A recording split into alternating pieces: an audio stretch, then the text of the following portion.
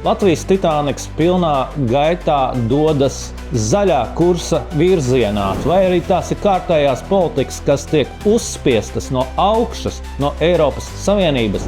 Mediji baidās no sabiedrības diskusijas.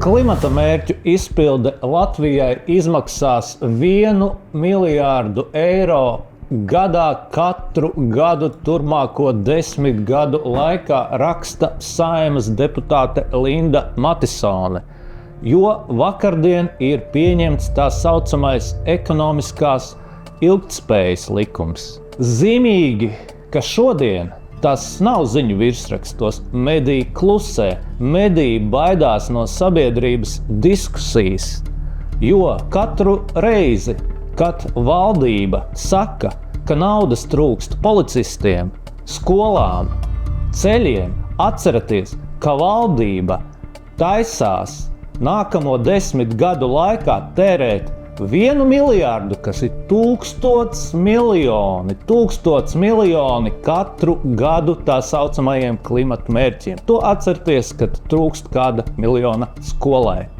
Latvijas Titaniks pilnā gaitā dodas zaļā kursa virzienā. Tikmēr viens no pirmajiem ASV prezidenta Donalda Trumpa lēmumiem bija Amerikas Savienoto Valstu izstāšanās no klimata vienošanās.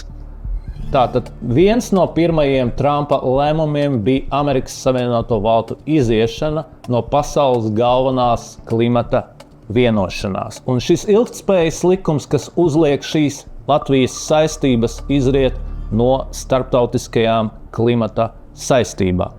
Vēl jau vairāk ASV prezidents no ANO tribīnes klimata pārmaiņas ir nosaucis par lielāko krāpšanu pasaules vēsturē.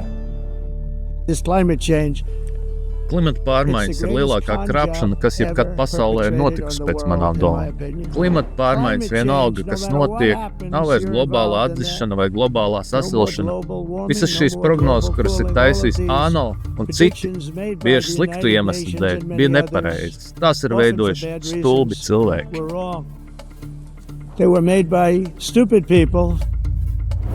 Stupid people, stulbi cilvēki. Vai mēs esam stulbi cilvēki?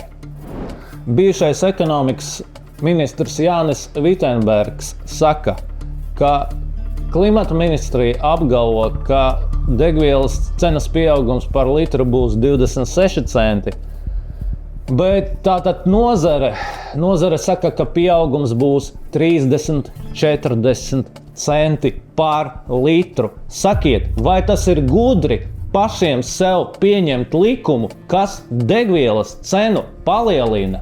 Varbūt pat pa 40 centiem litrā, bet ministrija saka pa 26 centiem. Vai tas ir gudri? Ņemsim vērā, ka degvielas cena ietilpst jebkuras preces un pakalpojuma pašizmaksā.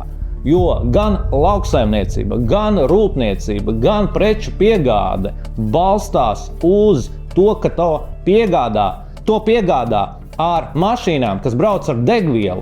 Un piedodiet, draugi, laukus neārs ar elektromobīļiem. Pilnīgi piekrītu deputātei Ramonai Petrāvičai, kas raksta, tie, kas atbalstīja šo likumu, balsoja par dārgāku degvielu, dārgāku apkuri un dārgāku pārtiku. Es esmu par dabas aizsardzību, es esmu par zaļāku vidi, es esmu par tīrāku gaisu pilsētā, es esmu par jauno tehnoloģiju attīstību, taču šeit ir jautājums par saprātu un mērogiem, jo valstī ir arī citas vajadzības, un, manuprāt, valstī ir jātīstās harmoniski, ievērojot kopīgās intereses. Tātad jautājums ir par veselo saprātu un samērīgumu. Samērīgumu un veselo saprātu, uz ko aicina Saeimas deputāte Linda Liepiņa.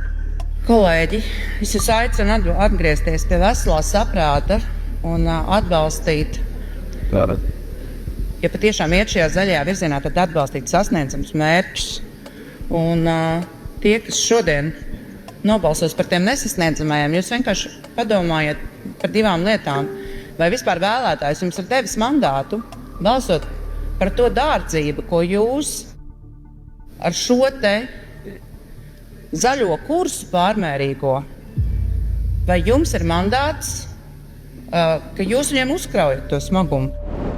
Vai ir mandāts uzkraut šo smagumu sabiedrībai? Vai sabiedrība vai vēlētājs ir balsojis par dārdzību? Vai vēlētājs ir tas, kas grib šīs drastiskās politikas?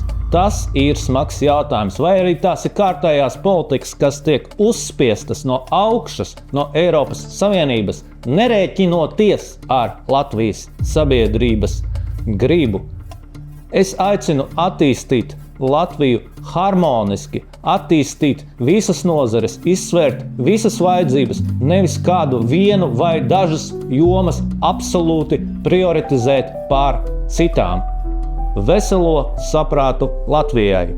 Un neaizmirsti piesakot LPV TV YouTube kanālam.